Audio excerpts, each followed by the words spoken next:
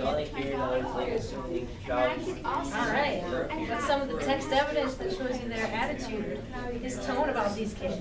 Makes it seem like That's the first, that's the paragraph when he's describing this, I guess, just like saying things like domestic violence, so I like don't have the best connotation. Yeah, and then when it says like, trying to make him feel bad so that when Charlie gets it, it's like a really big.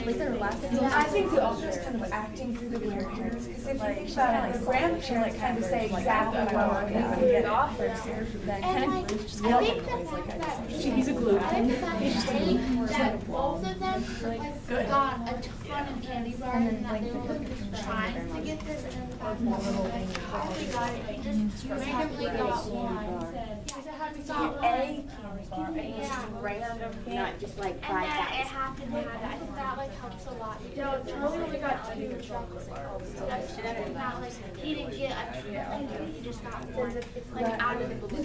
Exactly. So again, it's not like juxtaposition, like fat boy who eats hundreds of thousands of candy bars, spoiled, rotten little rich girl, and then poor Charlie. Alright, so I think everybody's pretty close. We have Augustus and we have Veruca. What? First off, positive or negative connotation? Let's start with Augustus. Good or bad? Thumbs up, thumbs down.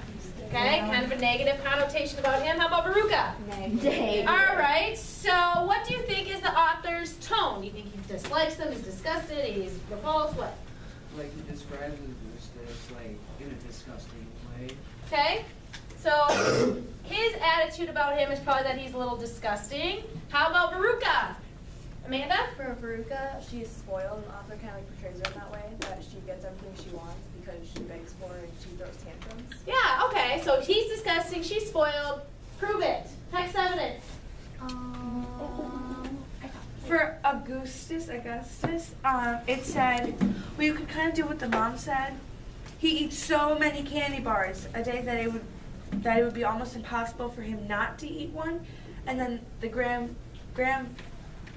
says, the grandma, what a repulsive boy. So I'm Impulsive. Tessa? I got one for Veruca. Oh, wait. But I got it. Yes? It says there's a great flabby folds of fat falling out from every part of his body. Flabby folds. Now, how many of you read this book when you were little? How many of you were, like, jarred by the description like you were today? I remember reading when I was little, I was like, okay, yeah, he's fat. And then I read it as an adult, I was like, oh my gosh, he's a really big boy, right? Like, and he really describes, when I was little, I was like, okay, sure. Right? But now that I really read the diction and the imagery, you're like, he talks about his eyes, right? Yeah. His beady little eyes are like stuck in, what is it? Somebody read that. Like those empty eyes peering out upon the world. Yeah, like they're just stuck in like a donut. You just imagine like a marshmallow man with like 2 little beads in his marshmallow face, right? Anything else about Augustus that we can add? All right, Veruca, Ellie. And every time I went home, she'd scream at me, "Where's my golden ticket? I want my golden ticket." And she would lie on the floor for hours, kicking and yelling in the most disturbing way. She would lie for hours, kicking and screaming. I used to think that this was just something made up about children until I met June Taylor Ollinger, my 3-year-old. Connor? It says that his father went out and bought like tens of thousands of chocolate bars just so she could win. Just so she could get her way, right? Tessa? I rushed home and gave it to my darling Veruca, and now she's smiling and happy home like it took a candy bar to make her happy. Now she's smiling, right? I got her to be happy now. Shane? Like other people who have a spoiled brat, she needs to be disciplined. She needs a good spanking, right? Jack? The parents don't really care what happens. They have use their workers to try to get her a full ticket. All right, the parents buy her stuff, use their workers. Nori? I don't know if this was already mentioned, but like, and she would lie for hours on the floor, kicking and yelling in the most disturbing way. Yeah, Like yes. she's throwing temper tantrums. Disturbing, they call that. You know, I want to go back to Jack's. Why does it bother you that the workers had to do it? Like, doesn't that, it's off-putting, isn't it? Why is that off-putting? Grace? Well, it's like, it's already sort of bad that he's like buying all this stuff just so she can, she gets whatever she wants, but then he's making these people come and who are supposed to be doing their jobs, and he's making them do it for him or for his daughter. Yeah, Amanda? It's like the one who wants it doesn't do anything for it. Like she doesn't like really deserve it. And like they're making the workers do it and they don't even get anything from it. Like I doubt the girl who found the ticket like actually got like a raise or like some money for it.